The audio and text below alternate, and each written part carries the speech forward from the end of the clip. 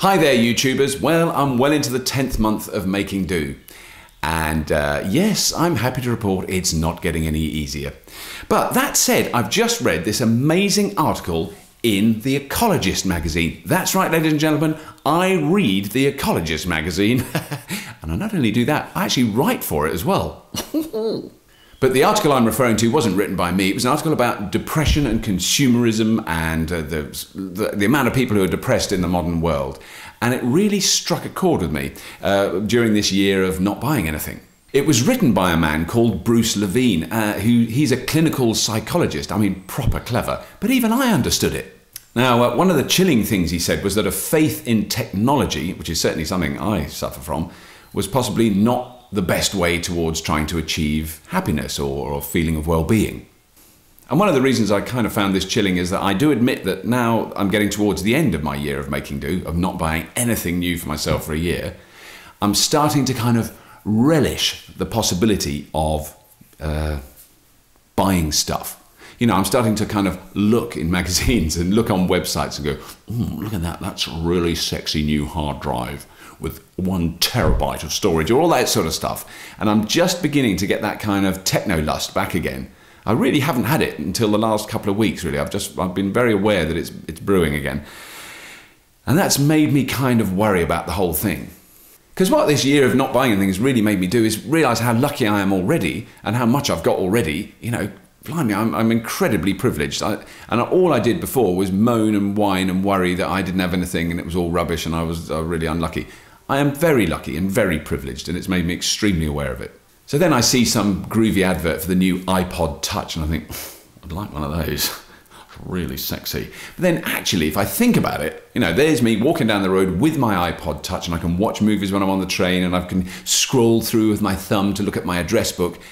It's not actually going to make me a better person or a kinder person or a more understanding person or a more beneficial person to society as a whole, is it? Let's be honest, it's not going to do that. But what Bruce Llewellyn said, which is incredibly obvious, it's incredibly obvious, we all know that, is that community and family and your friendships and the world you live in are far more important than what you buy or what you consume or what you drive around in. You know, and those things will bind you to the society that you're in, and the most important thing we can all do is talk.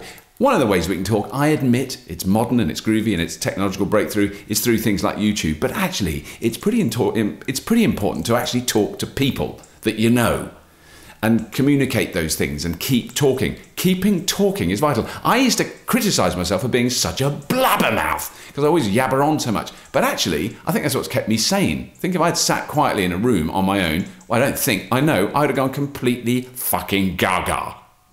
One of the things Bruce Llewellyn said was, we don't live in communities, we live in locations. And that really struck a chord with me.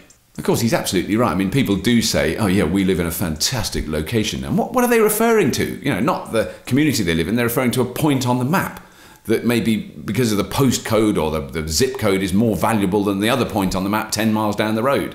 I mean, that isn't really about living in a community. That's about living in a house that's in a fantastic location. And we had an estate agent come here, a realtor. I don't know what people call them in America, but an estate agent. A person that sells houses. We had a person that sells houses come here last year to look at our house. And he said, oh, the location makes this a very attractive proposition.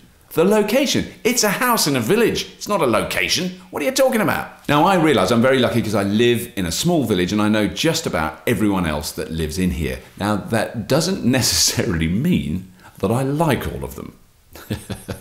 And it also doesn't necessarily mean that they all like me. Oh, that Robert Llewellyn, he's a fucking idiot, is an actual quote that I've heard related back to me. So there you go. It doesn't necessarily mean that you're part of this wonderful, you know, bucolic, medieval, happy community. It means you live in a village with lots of different people with lots of different views and lots of different opinions, but you all do live together, and there is something that binds that together. Fuck. So in a way, all these things have become more important this year of not buying anything. It's more like I've realised what's already there. The fact that I'm really privileged is nothing to do with possessions or a nice house or living in a nice place. It's to do with the community I live in and the fact that I'm part of that community and I have to live with that, good and bad. So I really can say in all honesty that not buying anything for 10 months hasn't made me happier. It hasn't made me feel like I'm a better person or that I'm more fulfilled or more mature. But I'll tell you what it hasn't done. It hasn't made me more depressed. I mean, we're all depressed at some point or other, but not buying anything hasn't made me go really miserable. I've stayed about the same, interestingly.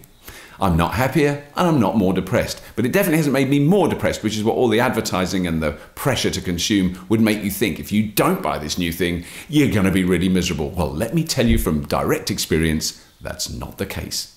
And if you have been, thank you for watching.